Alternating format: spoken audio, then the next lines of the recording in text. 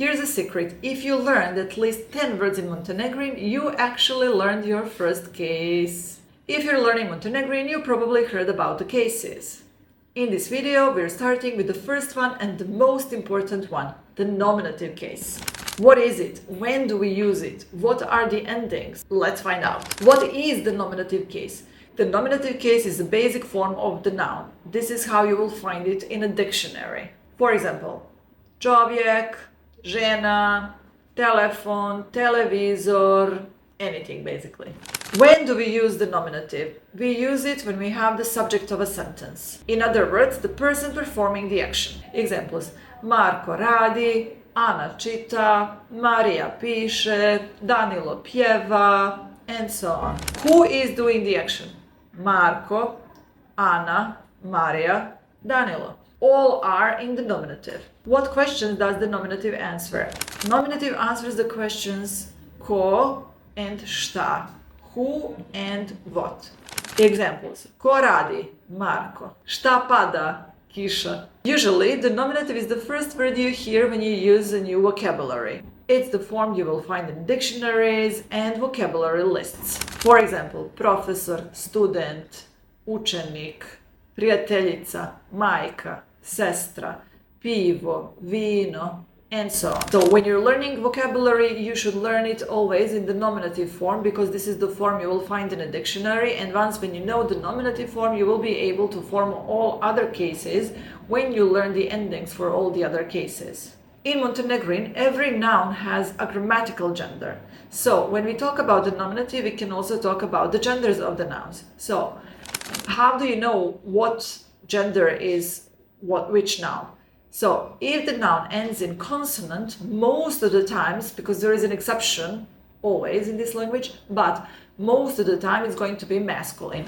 That's why most of the masculine names in Montenegrin actually end in consonant. So like Vladimir, Boris, Despot. Most of the feminine nouns end in a, and that's why most of the Slavic female names that we use in Montenegrin are ending in a. Maria, Dragana, Milena, Sanja, etc.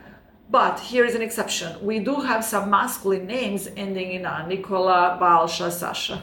However, if we talk about the common nouns, we will not have masculine nouns ending in a. That's really rare. That's only just few exceptions.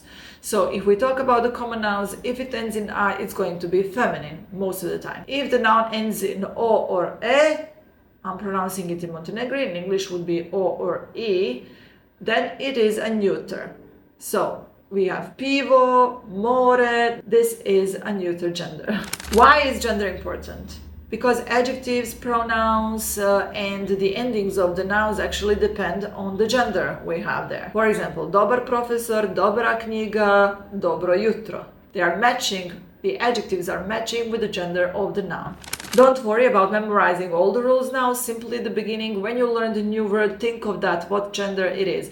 Because you will see later when we learn the other cases, when we go over them, that masculine nouns can have a in other cases, for example in genitive. So that's why it's really important to learn always the basic form, the way it is in a dictionary, which is so-called nominative case. So why is the nominative important?